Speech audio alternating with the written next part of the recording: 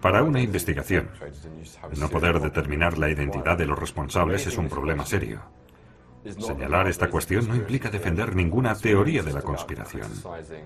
Implica criticar el carácter absolutamente ridículo de esta investigación y el hecho de que no tienen ni idea de quién llevó a cabo estos ataques. Por tanto, la pregunta fundamental queda todavía sin contestar. ¿Quién lo hizo?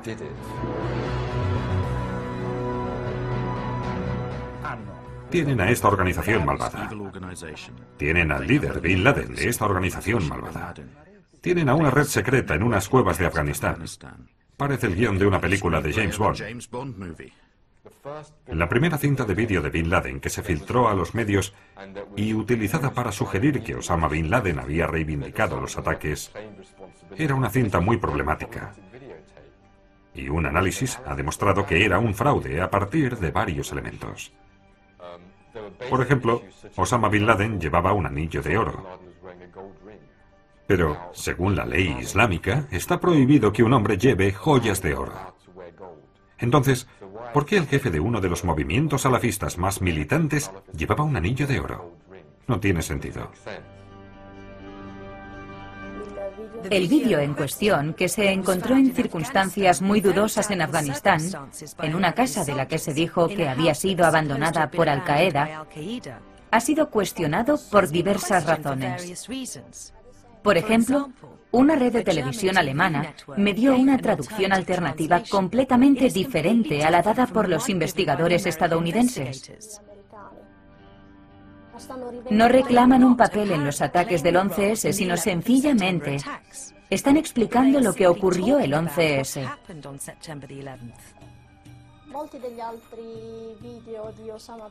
En muchos otros vídeos de Osama Bin Laden, el audio no se corresponde con los labios de Laden.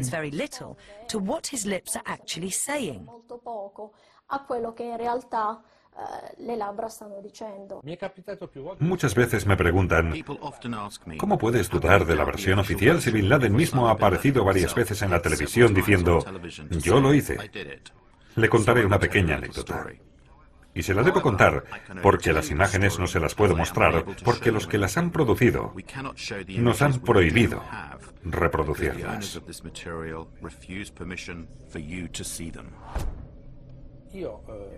Yo, como miembro de la Comisión de Seguridad y Defensa del Parlamento Europeo, fui invitado en el verano de 2005 a asistir a la proyección de un PowerPoint organizado por el Centro de Estudios Estratégicos de Washington.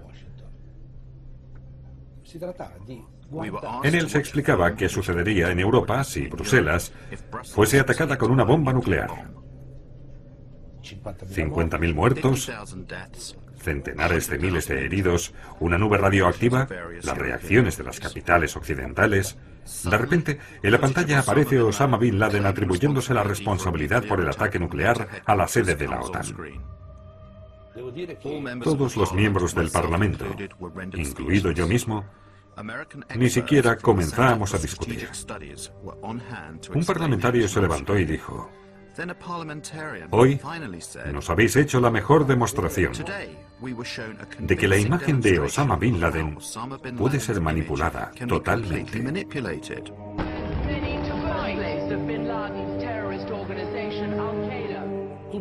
Todas las imágenes que hemos visto en los últimos años tal vez nunca han sido reales, del mismo modo que no se ha producido el ataque nuclear contra la sede de la OTAN. Nos niegan el uso de estas imágenes. No importa, tengamos paciencia. Echad un vistazo. Así es como aparecía Osama Bin Laden el 7 de septiembre de 2007. Ahora, comparadlo con los otros Bin Laden que hemos visto en años anteriores. ¿Os parece posible que con el paso del tiempo rejuvenezca? ¿Os parece posible que su barba sea cada vez más oscura? ¿Os parece posible que su nariz crezca en tamaño? No necesitamos hacer muchos análisis. Hasta un niño se da cuenta de que se trata de dos personas diferentes, pero en cambio nos la han presentado como si fueran la misma. Y esta historia nos la llevan contando desde hace más de 6 años. ¿Organizó Bin Laden los atentados del 11S? Y en caso afirmativo, ¿lo hizo solo o con alguien más? Llegados a este punto hay que hablar de Al-Qaeda. Al-Qaeda fue fundada por Bin Laden en 1989, al final de la guerra entre soviéticos y guerrilleros islámicos en Afganistán. Después de esa guerra y no para esa guerra. Pero entonces, ¿contra quién iban a luchar todos esos voluntarios islámicos? ¿Qué significaba Al-Qaeda en aquel momento? Es muy interesante. Sería suficiente preguntárselo a Robin Cook, el exministro de Exteriores británico. En un artículo publicado en The Guardian, Cook confirmó que Al-Qaeda es un término inventado por la CIA para designar a una base de datos de los mujahidín reclutados y entrenados por la misma CIA. Y tenía razón, porque para decir base de datos en árabe basta añadir la palabra malumat. Se dice Al-Qaeda Malumat. Al-Qaeda significa la base. Y Malumat significa datos. Juntos significan base de datos.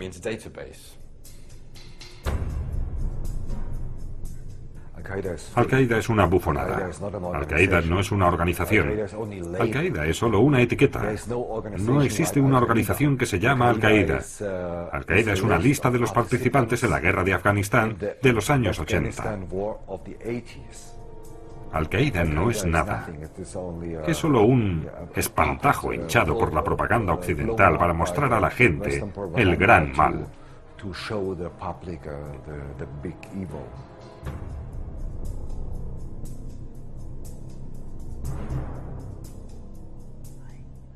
Fui jefe de la sección de visados en el Consulado General de Estados Unidos en Jeddah, Arabia Saudita, entre septiembre de 1987 y marzo de 1989. En ese periodo me vi involucrado en lo que resultó ser un programa de visados para los terroristas. Este programa preveía que algunas personas vinieran al consulado reclutadas por la CIA y por su contacto Osama Bin Laden.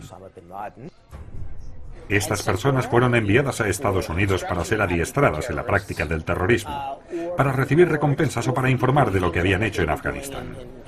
Creo que se trataba simplemente de cómo hacer explotar las estructuras o de derrocar gobiernos. Después de la Guerra Fría, las conexiones con Al-Qaeda se intensificaron y se multiplicaron. Al-Qaeda ha sido controlada de varias maneras, directa e indirectamente.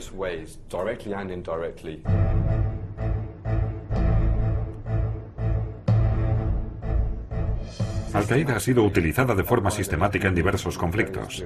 Entre 1992 y 1995, aparece en el conflicto de Bosnia. Creo que el gobierno estadounidense trabaja con varias organizaciones árabes y musulmanas, fuera Al-Qaeda o fuesen personas que se convirtieron en miembros de Al-Qaeda. El gobierno las ha adiestrado, armado y enviado a los Balcanes para derrocar a Slobodan Milosevic y a sus aliados. Esta política continuó en los Balcanes, incluso después del 2001.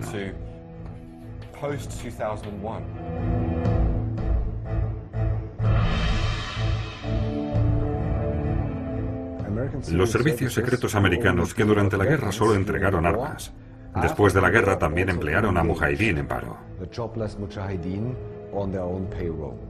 Hay un montón de testimonios de los mujahidín recogidos por los tribunales alemanes.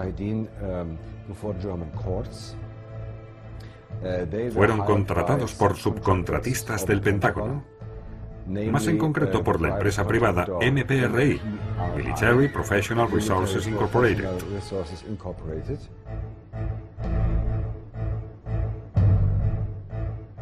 MPRI era privada, pero en realidad era un tipo de entidad secreta del ejército de Estados Unidos.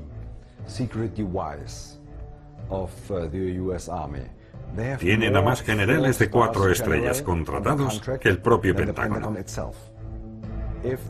Cuando el Pentágono quiere hacer algún trabajo sucio y piensa que no puede conseguir el dinero o la aprobación del Congreso, dan el trabajo a esta empresa privada. A principios de verano de 1999, el MPRI trajo a estos mujahidín de vuelta a los Balcanes, especialmente